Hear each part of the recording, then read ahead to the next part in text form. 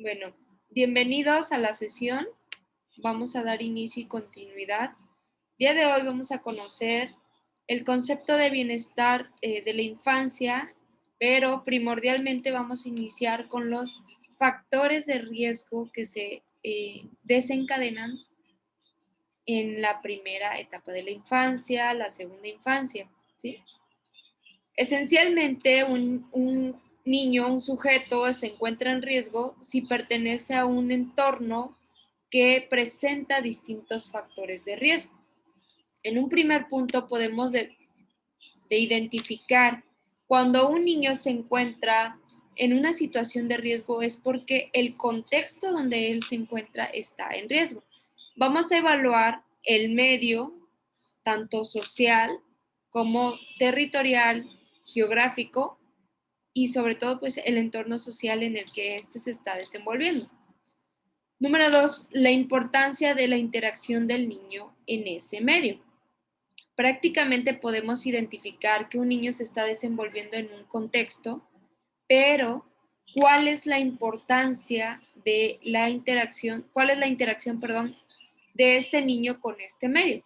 Queremos decir, ¿cuántos contextos aquí conocemos que se encuentran en situación de riesgo? Un menor. ¿En qué momento podemos considerar que esa situación es de riesgo? Les voy a poner dos ejemplos territoriales, o bueno, aquí en Chilpancingo. ¿Ustedes han observado dónde está Parotas? Permítanme.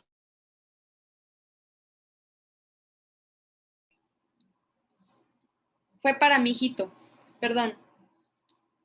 Nosotros, les voy a poner un ejemplo. ¿Alguien de aquí conoce dónde está Parotas? ¿No?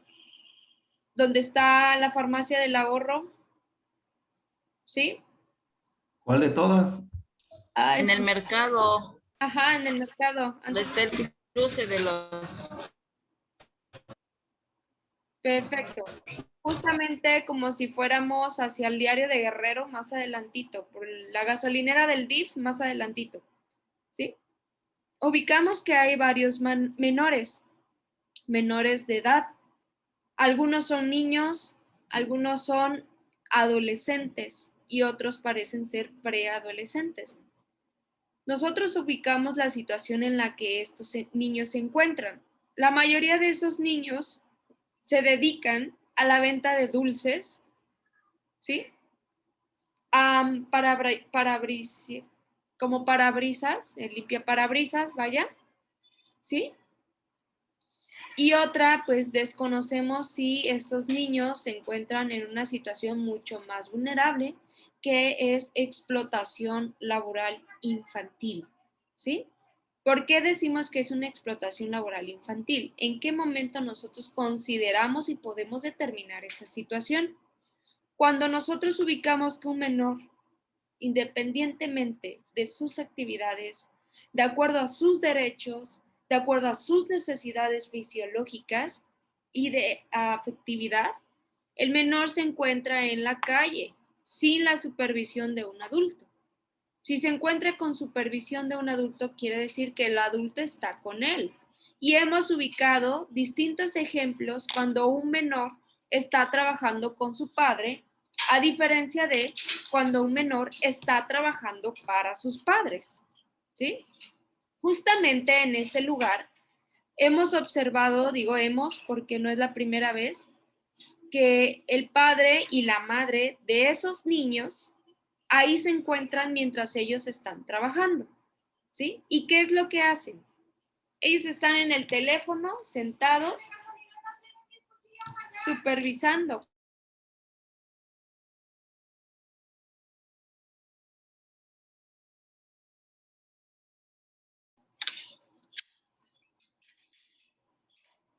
Disculpen.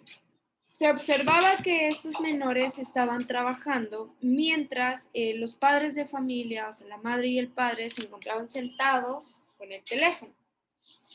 Justamente en la época de octubre, cuando el llamado pedir calaverita, ¿verdad? Están los niños con su botecito boteando.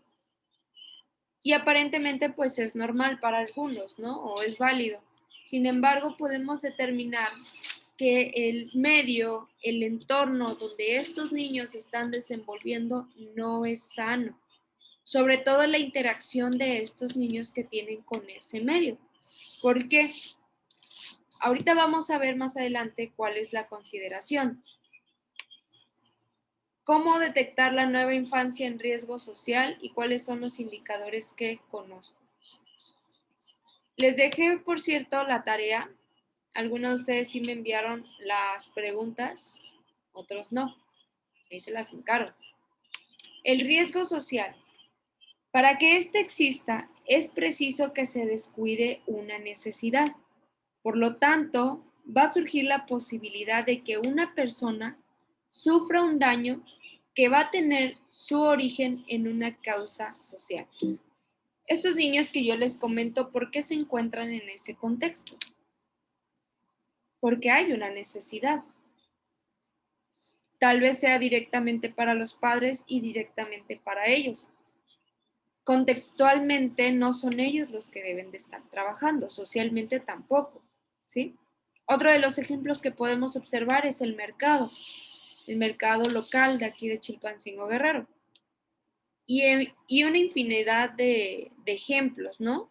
Que podemos identificar donde hay una sobreexplotación infantil, pero no solo explotación laboral infantil, pero no solo eso, sino que ¿en qué momento se determina, les pregunto, en qué momento se determina que esos niños se encuentran en riesgo?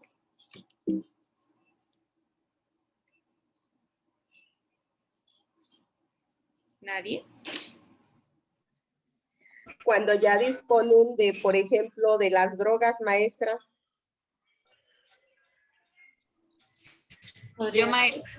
¿Sí? Maestra, yo creo que una situación se determina en riesgo cuando está afectando de alguna forma, ya sea la salud, o sea psicológica.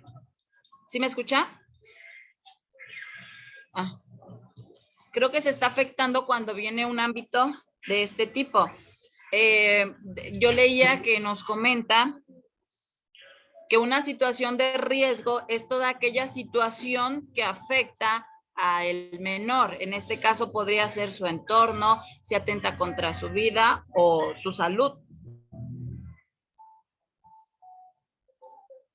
Muy bien. Ubicamos el entorno social donde nuestros niños se están desenvolviendo, la relación con la sociedad que tiene, la relación con otras personas, la cultura, etc. Todo lo que engloba el entorno del menor, podemos identificar, ¿sí?, cuáles son los aspectos que ponen en riesgo la vida del menor, específicamente cuando hay una necesidad. ¿Sí? Mencionaste algunos muy importantes aspectos, Daisy. Nosotros podemos, como trabajadores sociales, observar los factores importantes dentro de la cultura donde se está desenvolviendo estos niños, ¿sí? ¿Por qué? Nosotros podemos decir, ¿no? Pues dentro de la pirámide de Abraham Maslow, ¿sí?, las necesidades del ser humano, las primordiales son las fisiológicas, ¿verdad? Que es de alimentación, de dormir, de descanso, vaya, de hacer sus necesidades fisiológicas, incluso hasta de reproducción, ¿cierto?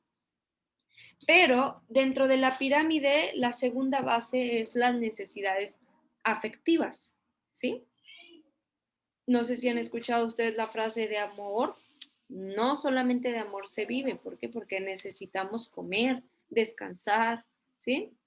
¿Qué pasa cuando una persona, es un ejemplo, no va al baño durante unos 2, 3 días? Tiene su dolor de estómago y tiene problemas gastrointestinales, ¿verdad? Entonces, no nada más de eso podemos vivir.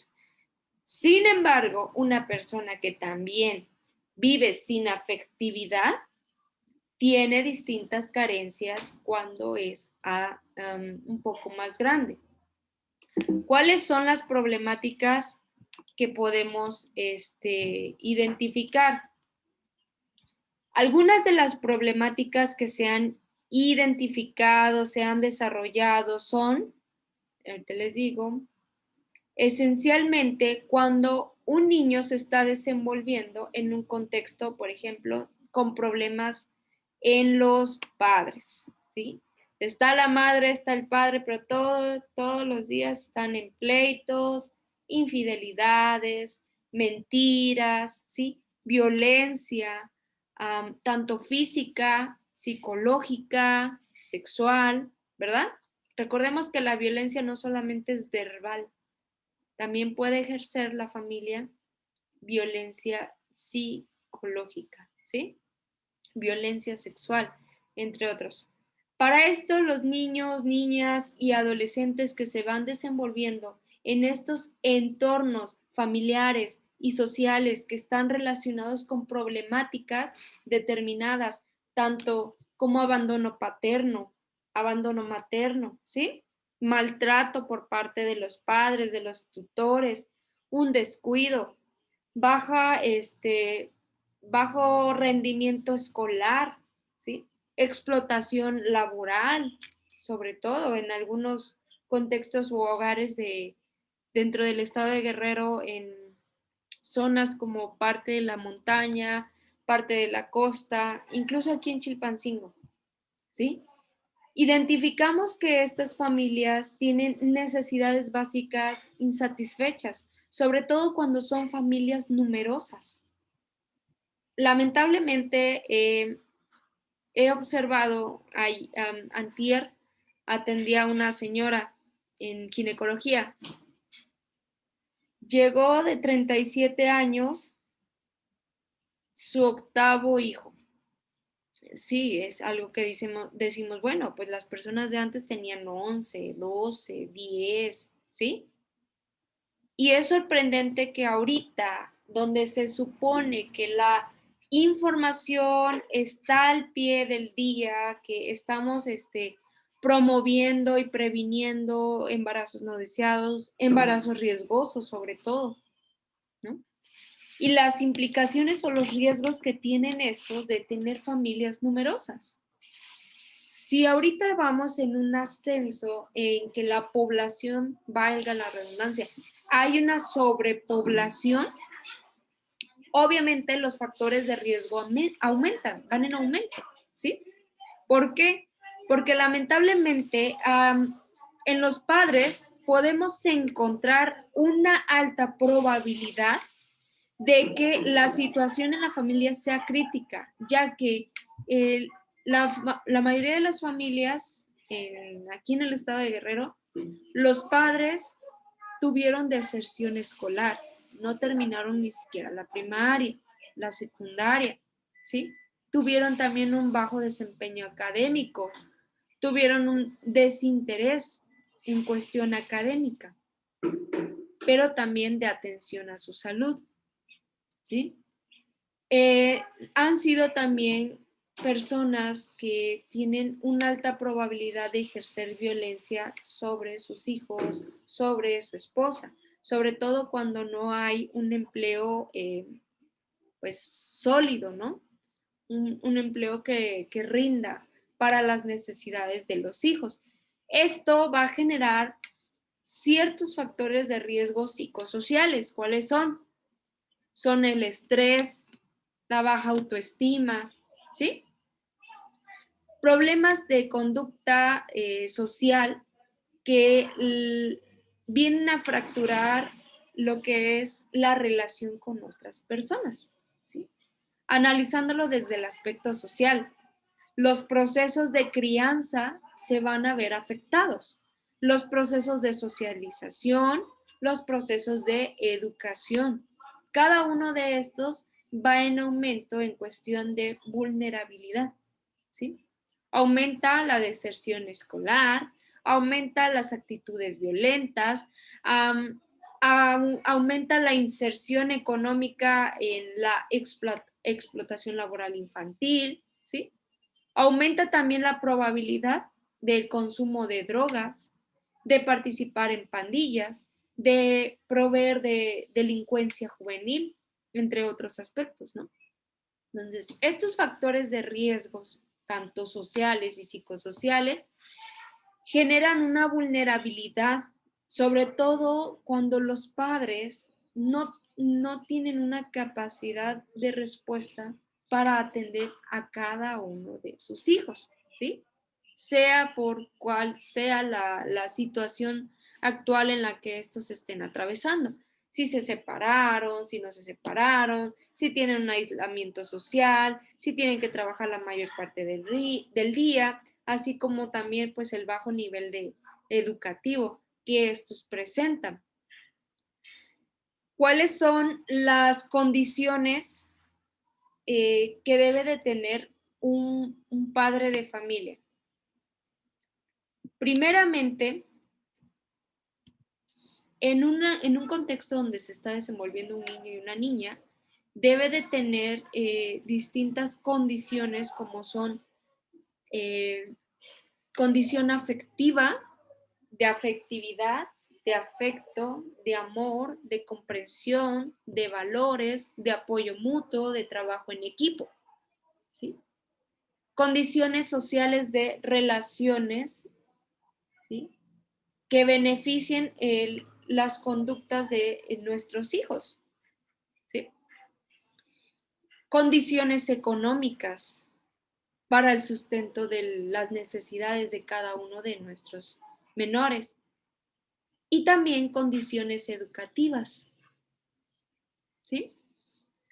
Hay una alta probabilidad de que si el padre no estudió, la madre tampoco, y el hijo va en cuarto de primaria y todavía no sabe leer y no sabe escribir, hay una alta probabilidad de que este niño no termine los estudios.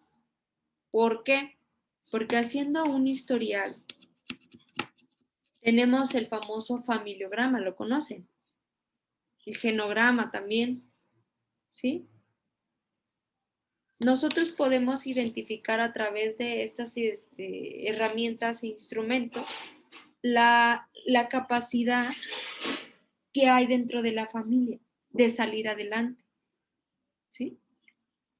Yo le decía precisamente a la señora, a la usuaria, que les comenté hace un momento, se llevó a su niño al hospital, a uno de 10 años, y a su marido. Digo, señora, pero ¿por qué se trajo al niño? Ah, es para que me ayude. Ay, Dios mío, ¿cómo que para qué? Me relajo. ¿Para qué le va a ayudar, señora? Pues sí, para que me ayude ahorita que van a ser mi niño, mi niña, mi otra hija también ya tuvo su hijo y nos vamos a quedar con ella y pues para que nos ayude ahí a calentar la mamila o algo. Dije, no sé si la señora no sabe lo que me está diciendo o ella lo ve normal. No ve los riesgos que puede tener este niño. Bueno, de alguna manera me relajé porque sí me molestó mucho esa situación. ¿Cómo me voy a llevar un niño para que cuide un bebé? Pues bueno. ¿Qué pasa aquí? Es la comprensión de la cultura, el estudiar cuáles son, ahora sí que sus formas, su cosmovisión de estas personas, ¿sí? ¿Cuál es mi papel como trabajadora social?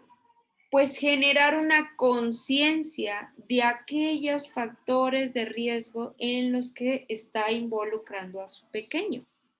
Y no solamente al de 10 años, sino también al recién nacido. Hemos tenido la lamentable experiencia de recibir a pacientitos pediátricos, bebés, muertos, sin vida. ¿Qué pasó ahí? ¿Qué pasa ahí? Pasa que la mamá le deja a su niña de 8 o 9 años, ¿sí? Que lo cargara tantito, estaba lloviendo, la niña no se fijó dónde iba a pisar y cayó encima de la bebé. Para cuando quiso llegar al hospital, la niña ya llegó sin signos vitales. Imagínense cuánto riesgo hay. Pero es que estamos acostumbrados, escuchado, que los hijos nos ayuden, sí, está bien, pero hay actividades en las que puedes ser partícipe y hay actividades en las que no debes ser partícipe, ¿de acuerdo? Para esto, el modelo de factores de riesgo principalmente busca identificar aquellas variables que aumenten la probabilidad de afectar negativamente el desarrollo de los niños, niñas, adolescentes y personas. ¿Para qué? Para facilitar, que nos ayude a facilitar el análisis de los factores de riesgo. Para esto, distintos autores nos han ayudado a clasificar 6 ámbitos, ¿sí? Que va desde el nivel individual hasta el nivel sociocultural, empezando primero con los factores de riesgo individuales. Son precisamente aquellos rasgos personales que pueden generar dificultades en la relación con el entorno, como por ejemplo, una baja capacidad de resolución de conflictos, actitudes y valores favorables hacia conductas de riesgo, trastornos de aprendizaje, entre otros. La capacidad que nosotros tenemos para responder a los problemas, ¿sí? Se debe a aquello que nuestros padres nos han enseñado.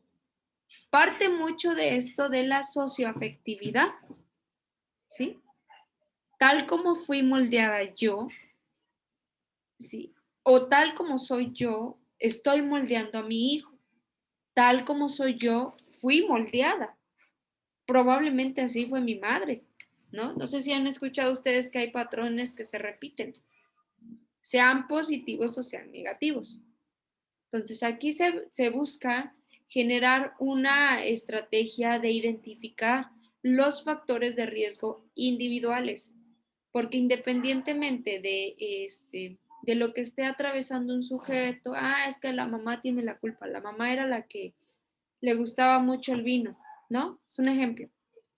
Ahora a la hija también le gusta el vino. A ver, hay que identificar qué pasa ahí, porque hasta cierto punto las cosas las podemos ver normal, lo podemos ver, ok, está bien, o podemos identificar también cuando hay un exceso, si me están entendiendo. O sea, no les digo que no lo hagan o que está mal, ¿no? Sino que el abuso nocivo el abuso, perdón, de sustancias nocivas para la salud, pues ya ahí es un factor de identificar, ¿sí? Que pone en riesgo la vida de un sujeto, que probablemente también de los hijos en algún momento.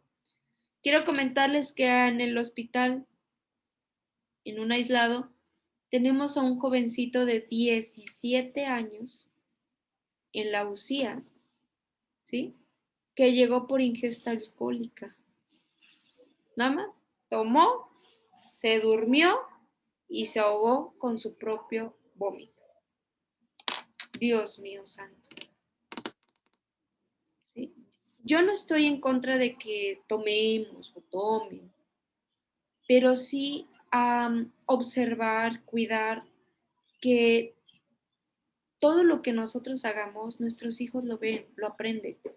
Y no solamente para nosotros, sino también para nuestros usuarios, principalmente nuestros usuarios, pues, pero el ejemplo de un profesionista radica en el hogar, ¿sí?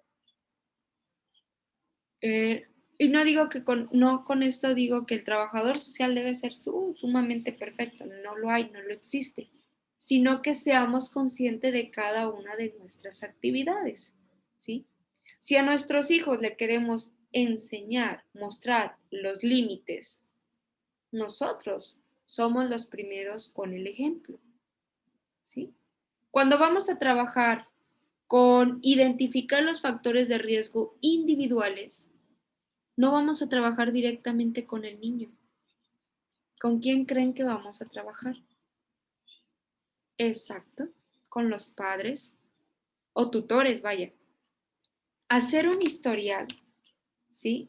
Regularmente son los familiogramas de cómo está compuesta la familia. Porque resulta que llega un niño, ¿sí? Pero lo está criando la abuela. Pero el niño sabe que ella es su mamá. No le han dicho que ella es su abuela. El niño cree que su hermana es su hermana, que su mamá, perdón, es su hermana. Eso es un grave problema a futuro. ¿Sí? Omisión de información, omisión de responsabilidades. A ver, no vamos a juzgar a la señora, no. Esto es imaginario, pero sí ha pasado, ¿eh? Al contrario, vamos a identificar qué pasó, cómo se siente, por qué tomó esas decisiones, y no es de llegar y preguntarle así de manera directa, ¿no? Vamos a buscar estrategias, pero para esto aquí entran los factores familiares, ¿sí? ¿Cómo está la cohesión familiar? ¿Sí? Si encontramos también que hay padres con enfermedades mentales, ¿sí?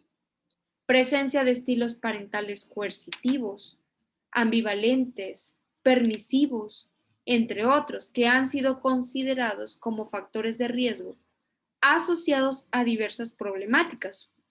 También se ha vinculado la pobreza familiar como un estresor que tiene un importante impacto sobre el desarrollo de niños y de jóvenes. En la sierra de Tlacotepec, para ser específica, tengo una colega que luego me solicita apoyo, ¿no? De profesional, de colega, a ver, ayúdame aquí en este caso. Se ha identificado niños encadenados, así bien encadenadotes de los pies en una cama, sin comer, sin ir al baño. ¿Y dónde está la mamá? Con el novio.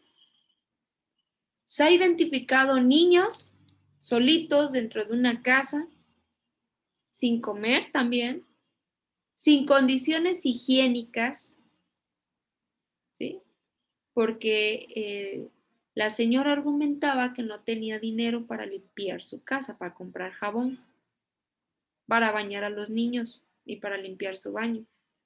Pues va, agarra a mi colega y le lleva toda una despensa, le lleva todo un equipo de jabón, vaya, de limpieza del hogar, y a la semana vuelve a ir. El jabón intacto. Dice, bueno, señora, ¿ahora cuál va a ser su pretexto? No, pues es que no me da tiempo. Pues, ¿qué hace, señora? No, pues nada más, tengo que salir. ¿Sí?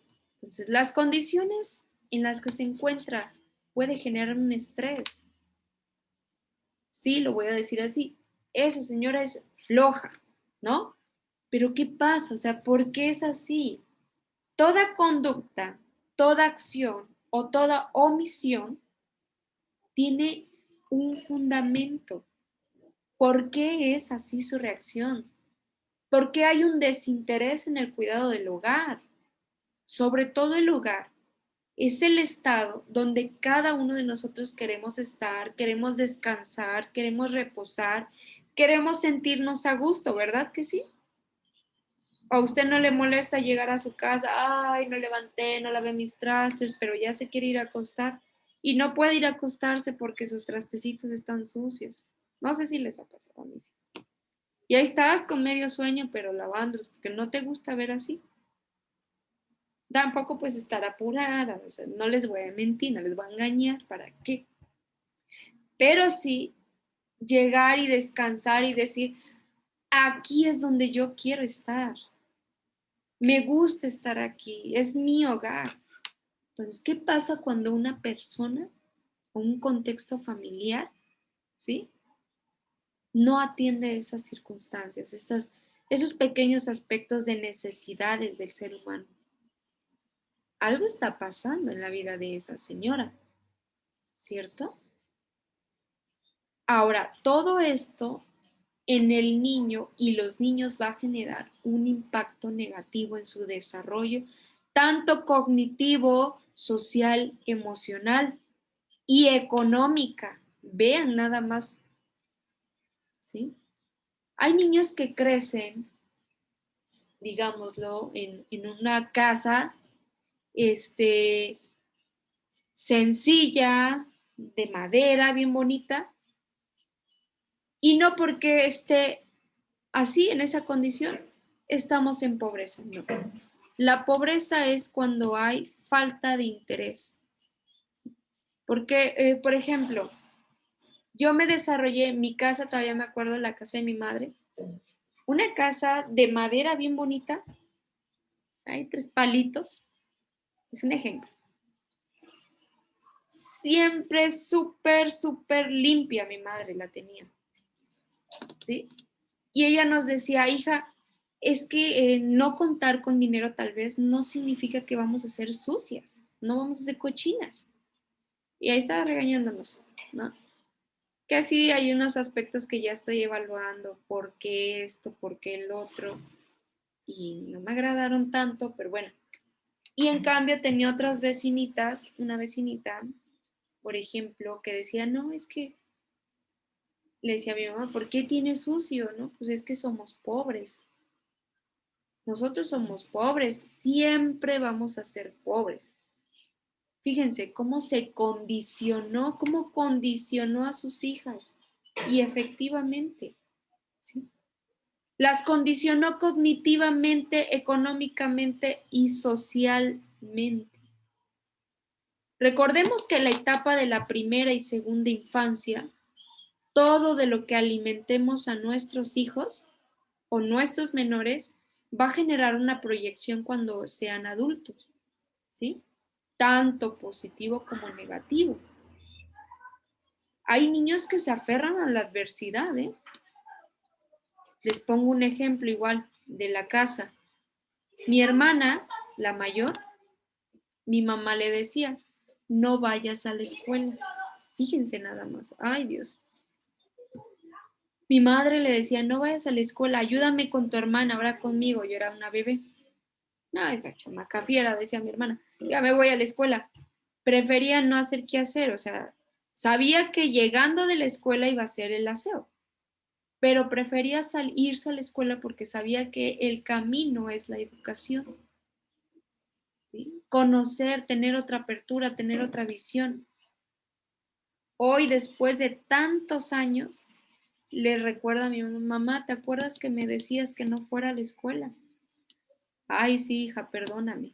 No, yo te agradezco, mamá, porque me hiciste ver de manera diferente las cosas. Porque te agradezco también porque me ponías a hacer qué hacer. Fíjense nada más. Ahorita mi hermana se aferra a la construcción de sí puedo, yo lo voy a lograr, tengo fuerza en el sentido de que nosotros como seres humanos construimos sueños, ¿sí? O sea que la condicionante que nos pone la familia no siempre nos va a aprehender, ¿sí? Sino que es la capacidad de resiliencia que tiene cada sujeto para enfrentar una circunstancia o un problema, ¿sí? Entonces, las características familiares, en la mayoría de los casos, condiciona el desarrollo de los niños, niñas y adolescentes digamos, de aquí de México, ¿sí? Otros son los factores ligados al grupo de pares, ¿sí? Los pares son un grupo de personas con la que la mayoría de las veces nosotros convivimos. Se considera que ser rechazado por los pares, el pertenecer a un grupo con una actitud favorable hacia comportamientos de riesgo, como por ejemplo el consumo abusivo de drogas, son eventos que aumentan la probabilidad de que niños y jóvenes manifiesten comportamientos problemáticos, ¿sí? ¿Quién de ustedes no atravesó en algún momento de su etapa educativa que veían a sus amiguitos drogándose, tomando alcohol, no precisamente alcohol, sino que pues tequila, vino, cerveza, un montón de cosas, ¿no? En lo personal, son experiencias que uno va evaluando, considerando ahora que ya es adulto, ahora que es padre, ¿sí? Y también valorando cómo terminaron esos compañeros. Lamentablemente yo cuando iba en la secundaria, tal vez esto nos ayuda a aterrizar. Cuando estudiamos, vemos, ¿no? Que los compañeritos se sienten súper, no sé, súper influyentes por ser autónomos en el sentido de que mis padres no saben que yo me salí, pero aquí estoy tomando, es más, yo les invito esto, el otro, ¿no? ¿Por qué? Porque tenía la libertad del padre. La, la administración de la autoridad no estaba ejercida, ¿sí? Entonces el padre le daba autoridad, ese es mi hijo, adelante, vete, no hay problema, nada más cuídate. ¿Y qué pasaba? Del otro lado teníamos un compañero que, vénganse, yo les invito y ya saben, ¿no? Quedando bien, en la tiendita de la esquina. ¿Cómo terminan estas personas? La mayoría de las personas tocan fondo, ¿sí? Unos lo mataron, otro lo encarcelaron, otro lo desaparecieron, otro alcohólico se cayó al río Huacapa y se murió. Primero cuando estaba la lluvia. Dios mío, dije, híjole, empecé a analizar, ¿no? Cómo era el tipo de familia. Digo, cuando empecé a estudiar trabajo social, pasó casi la mayoría de estas cosas, que lamento mucho, ¿sí?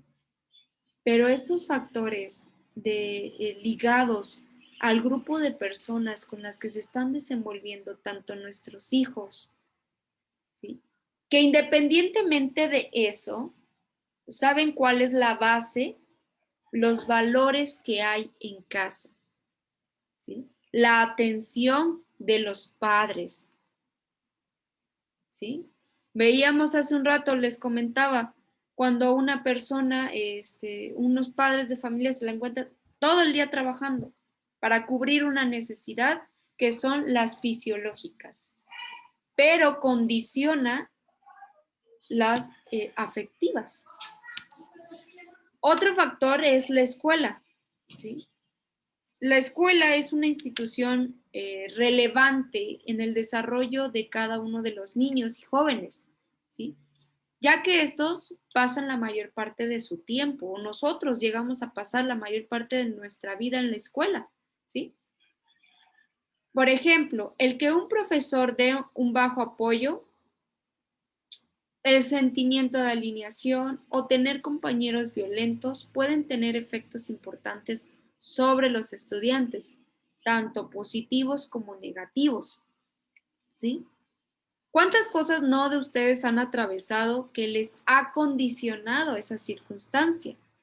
Yo te pregunto, cuando ibas en la primaria, cuando ibas en el kinder, cuando ibas en la prepa, posiblemente en bachillerato. ¿Sí?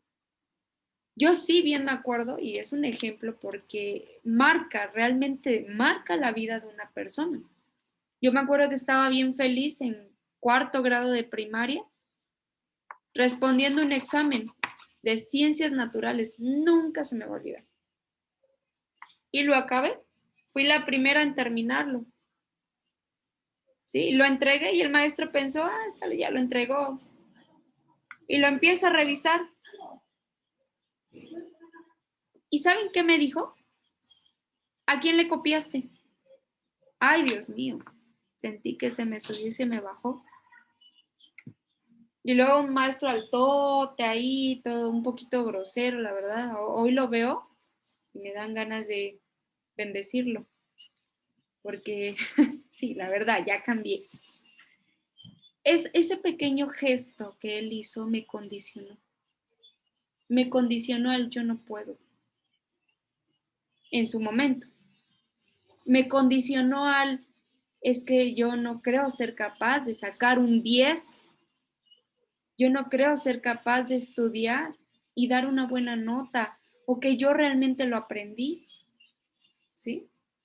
Lamentablemente, también el contexto escolar va a condicionar el desarrollo de nuestros alumnos, ¿sí?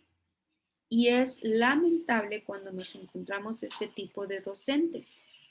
Y los hemos encontrado hasta en nivel licenciatura, Dios mío. No sé, tal vez si por mi experiencia cuido mucho cómo trato a mis alumnos, cuido mucho cómo trato a mis pacientes, a mis usuarios, cuido mucho esa parte, ¿no? Tal vez aquí en el hogar, bueno, es algo diferente, pero también cuido la parte del hogar. Sin embargo, es algo que marca cada uno de nosotros y que posiblemente marca a otros alumnos. Y así como esa puede haber 1000 historias, ¿sí? O peores. Ha habido casos de abuso sexual, ¿sí? De abuso psicológico. Entonces, son factores que debemos de estar muy alertas, muy atentos, y no solamente como padres, sino como trabajadores sociales. Cuando estamos en un contexto educativo, veíamos en la materia de trabajo social en el ámbito educativo que se desencadenan distintas problemáticas de este estilo. En el proceso de enseñanza-aprendizaje, pues nosotros no intervenimos, pero sí en las condiciones psicosociales en las que se encuentran nuestros estudiantes, ¿sí? Porque tiene bajo rendimiento, porque no quiere entrar a la clase, porque llega tarde, porque viene sucio, ¿sí? Porque viene golpeado, golpeada, ¿de acuerdo? Entre otras condicionantes. Las dos últimas, los factores sociales comunitarios. Tiene que ver más sobre la cultura influyente dentro de la comunidad sobre la vida de los niños y de los jóvenes. Así también el nivel de apoyo que les den o, por el contrario, la inclusión o exclusión de distintas actividades dirigidas hacia los jóvenes.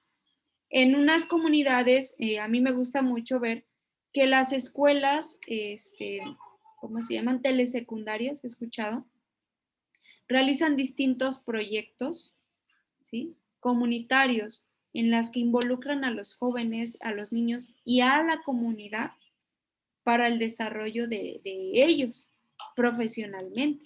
Hay unos, por ejemplo, que son encaminados hacia la agropecuaria, la agrocultura, la ganadería, no sé cómo se llama, la apicultura, ¿sí? En cada una de estas. Entonces, involucran desde el contexto escolar al alumno o al joven o al niño y a la comunidad. Por el contrario, ¿qué está haciendo la comunidad al involucrar o de qué manera ésta está desenvolviendo su rol socialmente? Por último, los factores socioculturales, ¿sí? Los estereotipos que se manejan a nivel cultural. Por ejemplo, los jóvenes pobres son delincuentes, ¿sí? Estas son lamentablemente formas, culturas que deben ser erradicadas, sobre todo mentalmente, ¿sí? ¿Quién de ustedes vio las noticias cuando las Torres Gemelas fueron derribadas? ¿Sí? ¿Qué pasa ahí? Ahora hay un estigma, porque si tú ves a una persona oriental, o no recuerdo de dónde son, con un turbante, tu cerebro, tu amígdala, automáticamente te dice terrorista, ¿sí o no? Entonces es un estigma que se maneja, ¿sí? En cuanto a los estereotipos de cada uno de los jóvenes, cada una de las personas, cada uno de los niños, en las que, por ejemplo, si un niño vemos en un lugar están descuidados, que prácticamente no es su obligación de los niños, sino de los padres o de los tutores, cuidar su salud, su higiene, ¿sí? Ay, tiene sueño, me va a pegar su sueño. La mayoría de las personas condicionamos a través de un estereotipo, ¿sí? Cerrarle ciertas oportunidades a estos niños. Incluso antes de que crezcan, decir, ese niño no va a prosperar, ¿no? ¿Quién no ha escuchado eso? Ese niño va a ser albañil porque su papá es albañil. Entonces, automáticamente le cerramos las oportunidades mentalmente, ¿sí? Híjole, lo entiendo, Francisco, no se preocupe. Ya vamos a finalizar. No se preocupe, que ya se vaya a dormir un ratito. Entonces, ¿quién es el modelo primordial dentro de las generaciones? Pues son los padres, ¿sí? ¿Cuál es su personalidad? Lo veíamos en un primer momento. Analizar al individuo y a la familia. ¿Sí? ¿Cuáles son los factores condicionantes de los padres? Tanto el consumo de alcohol, el consumo de tóxicos, el tabaco, alimentos chatarra, ¿sí? Bebidas como los refrescos. Otra, la transmisión general del maltrato. Yo agarro y le pego a mi hijo porque estuvo mal, al rato cuando él crezca le va a pegar a su esposa, si está mal. Entonces lo voy a empezar a condicionar, transmitirle generalmente el maltrato, ¿sí? Los estilos interactivos y de crianza. ¿De qué manera realizas actividades que generen un contacto directo, una confianza, un fortalecimiento del vínculo afectivo con tus hijos? O en su defecto, bueno, con nuestros usuarios con sus hijos, ¿sí? Y la cognición social. Créanme que todos sabemos, los niños saben, los niños intuyen. Los niños tú le puedes enseñar el cielo sin que sepa que ese se llama cielo, pero sabe que ahí está la luz, sabe que de ahí cae el agua, ¿sí o no? Sabe que ahí está el aire. O hay unos que dicen, ahí está Diosito, no sé, ¿no? Pero ya empiezan a identificar. Entonces, la cognición social de nuestros hijos son dependientes de los padres. O sea, el conocimiento de los hijos, generado a partir de ¿qué? De los padres. Muy bien. Bueno, hasta aquí le vamos a dejar en el modelo sociológico. La próxima semana finalizamos. ¿Sí? ¿Algo que deseen agregar? Daisy, Antonio, Nati, Eli.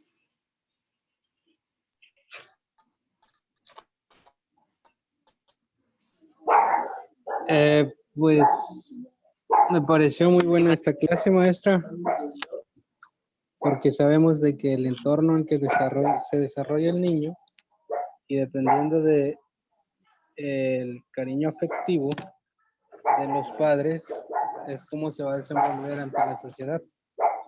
Pero también nos mencionó varios factores familiares, modelos de factor de riesgo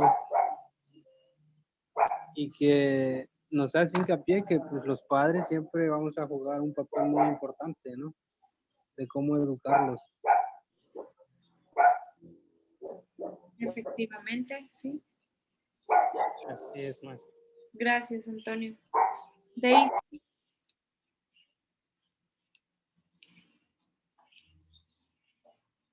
¿Está por ahí? Elizabeth, Nati. Pues ya lo acaba de decir, maestra, como usted dice, ¿no? O sea, todo depende también del ambiente que nosotros les demos a nuestros hijos, es como ellos van a crecer. Todo depende, pues, de nosotros, ¿no? Ok, muy bien. Nati.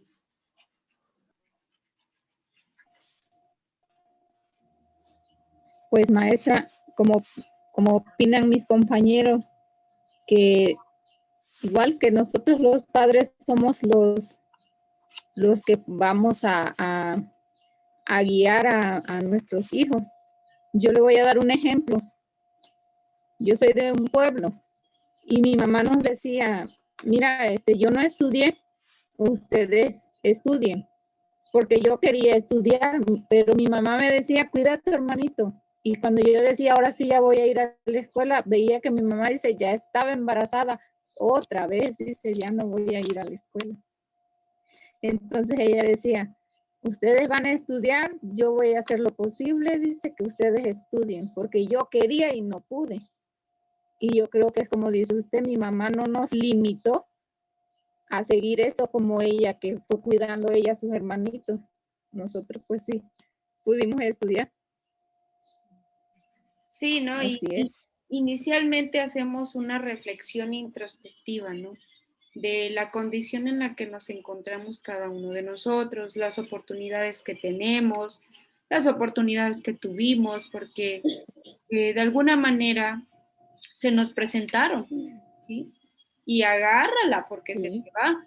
Entonces, analizando desde nuestros pies, desde nuestra vida, generamos una conciencia y una condición empática a la hora de trabajar con nuestros usuarios. Recordemos que trabajo social es una profesión totalmente humana, totalmente vinculada a la conciencia, a la reflexión, a la prevención sobre todo, ¿no?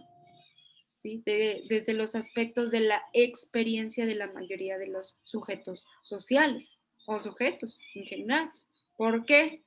Porque todos, sin distinción, sin necesidad de poner una edad, todos aprendemos, todos conocemos, todos sabemos algo. Sea bueno, sea malo, sea correcto, sea incorrecto, lo sabemos porque así lo aprendimos. Y es a través de la experiencia donde ese conocimiento se va a empezar a sistematizar, ¿sí? Tenemos un vago ejemplo. Tenemos la plancha. Cuando éramos niños nos quemábamos. Ahora que somos padres le enseñamos al hijo, no, no te vas a quemar. No, no me voy a quemar. Órale, se quema. ¿Qué pasa? Genera una experiencia, genera un saber. Ahora, ¿cómo va a aplicar ella o él ese saber? Así igual, en las condiciones y en las prácticas sociales, nosotros vamos a aprender del por qué está pasando esto. No a enjuiciar, les decía, sino a repensar nuestra práctica, con qué objetivo la estamos haciendo, por qué estamos estudiando esta profesión. ¿Por qué la maestra mucho recalca la reflexión personal? ¿No? Porque a la hora de que nosotros nos encontremos con una circunstancia, no es de que me voy a poner a llorar con la señora, sino que yo tuve tal vez esa experiencia y ahora como lo combino con mi profesión, las herramientas que tengo, pues esta situación va a salir adelante con esto y esto y esto. O sea, es empoderar a nuestros usuarios, y no para que nos gobiernen, sino para que gobierne su situación, ¿sí? De una manera más atenta, profesional y humanizada. ¿De acuerdo? Bueno, hasta aquí le vamos a dejar porque creo su maestro va a entrar con ustedes. Me despido, que tengan una bonita tarde